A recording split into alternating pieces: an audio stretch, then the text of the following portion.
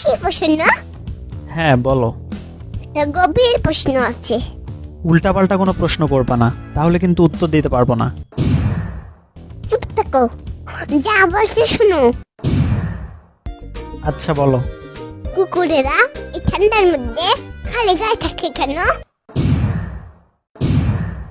ওদের ঠান্ডা লাগে না? অতই যখন দরদ লাগে তাইলে যাও, যা তোমারটা পরে দিয়ে আসো। আমারটা তো ওদের গায়ে সহ্য হবে। বরং তুমি একটা কাজ করো, কি শুনি? তোমারটা খুলে দিয়ে আসো, ওদের গায়ে আবার পারফেক্ট হবে।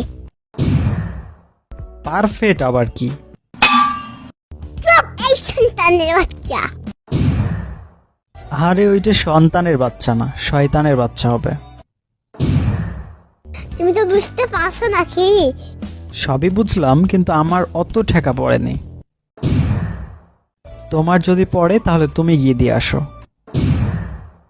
তোমার জামাটা তাহলে খোলো, আমি ওদের গায়ে পরে দিয়ে আসি। ধুর, ভাগো তো এখান থেকে। তোমারই তো ভাই, ওদের কষ্ট দেখে কষ্ট লাগে না? আমার ভাই মানে? আমার তো তোমাকে কুত্তার বাচ্চা বলে। আমি মাঝে মাঝে বলি। যা ভাগ এইখান থেকে।